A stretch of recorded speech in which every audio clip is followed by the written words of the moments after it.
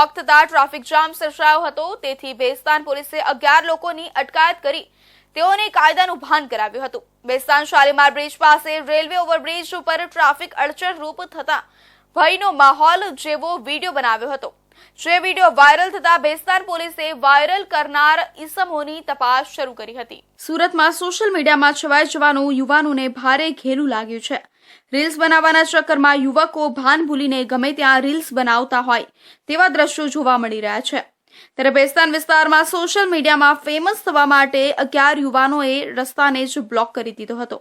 Railway station નજીક રસ્તો block થતા ટ્રાફિક જામ સર્જાયો હતો। વાહન ચાલકો માટે મુશ્કેલી ઊભી કરનારા 11 ઈસમોને ઝડપી લઈને કાયદેસરની કાર્યવાહી હાથ ધરવામાં આવી હતી।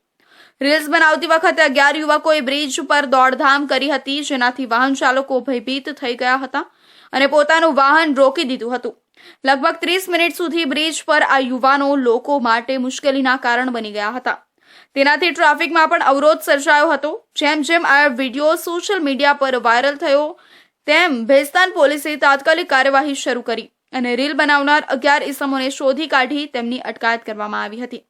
પોલીસ પૂછપરછમાં સામે આવ્યું છે કે તમામ મજૂરી કામ કરે છે અને ફક્ત સોશિયલ મીડિયામાં ફેમસ થવા માટે તેમણે આ કૃત્ય કર્યું હતું। બેસ્તાન પોલીસે તમામ 11 યુવકોને કાયદાનું ભાન કરાવ્યું હતું। ભવિષ્યમાં આવી હરકતો નહીં કરવાની ચેતવણી આપી હતી। તમામ આરોપીઓએ પોતાની ભૂલ સ્વીકારી અને માફી માંગી છે। પોલીસે જાહેરમાં આવા કૃત્યો ન કરવા માટે યુવાનોને અપીલ કરી છે અને ચેતવણી આપી છે કે જાહેરમાં શિસ્ત